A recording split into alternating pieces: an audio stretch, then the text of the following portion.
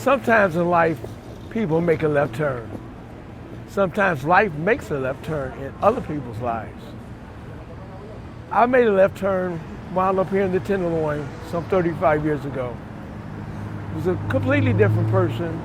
I did all the things that people do in the Tenderloin. It's almost like you go to Vegas, you do Vegas. Well, I went to the Tenderloin and I did the Tenderloin A to Z. Lost everything I owned in 30 days. Car, house, clothes, wife, kids, everything gone in 30 days. Something I don't want to do again. I actually lived these streets for 18 years out of my life.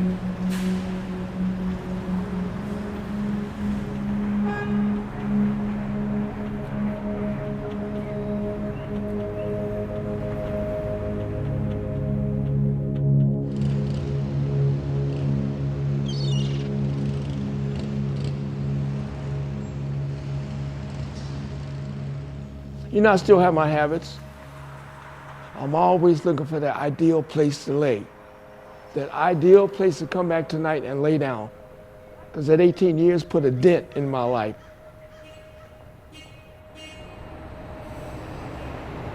You know, the word homelessness is used quite frequently in this neighborhood, but man, it's a lot more complicated than that.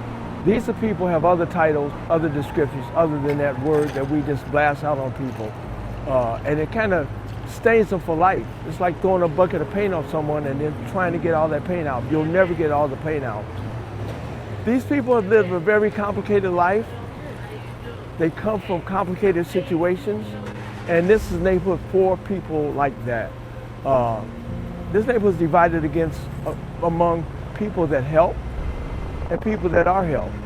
And there are some people that are in both classifications. So where do you want to be in life? What part of this community do you want to be in? It's about helping folks, not having compassion for folks, because that's pity, but passion. It's about helping folks. Someone helped me.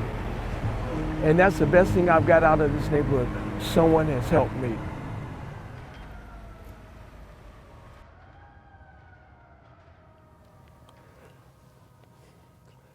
You know, people ask me all the time about the moment that my life changed here in the Tenderloin. And there's no such thing as a moment when something as big as that is. It was a time period that all things just started clicking. I started making better decisions. You know, and what I got out of that moment, as we may call it, was I got my health back, I got my sanity back, I got my sobriety back, but I also got the strength to keep making these changes and the strength to give back to this community. Some of the resources that I took out of this community, I could never pay back all the resources. I mean, it was so many things done for me when I was down here in the Tenderloin before. And so I strive every day to use that strength that I got to pay back, pay forward, pay around, one at a time, one person at a time. So many people's lives were ruined by me. So many people's lives were shortened by me that now I have the chance to give some of those opportunities back to other folks here in this Tenderloin. And part of this healing process is having the strength to welcome the new people into our community.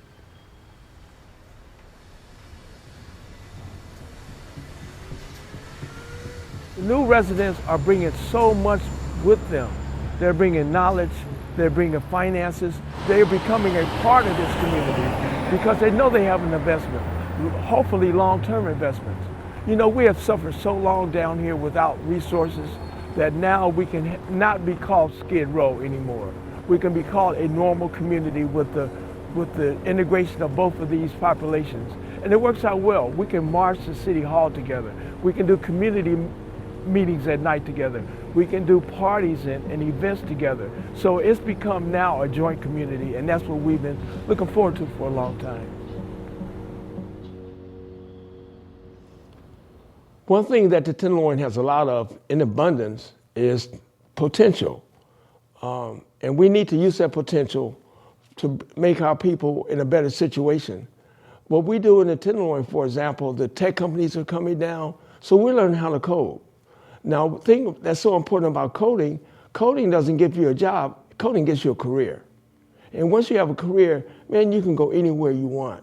You can decide what college your kids are going to go to. Not if they're going to go to college, but which college they're going to go to.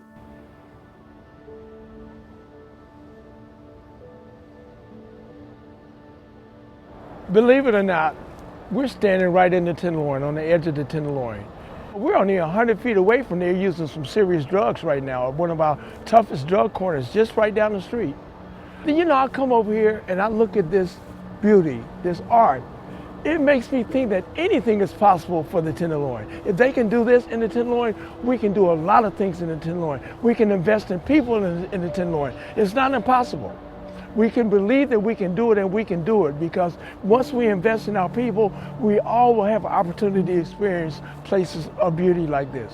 It's a wonderful opportunity. We just got to invest in our people. Hey, Lamont, what's up, man?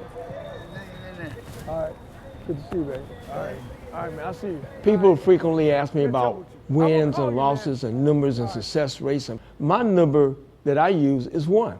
I deal with one person at a time and making him or her a success. If I can make one person a success, that automatically affects 25 people.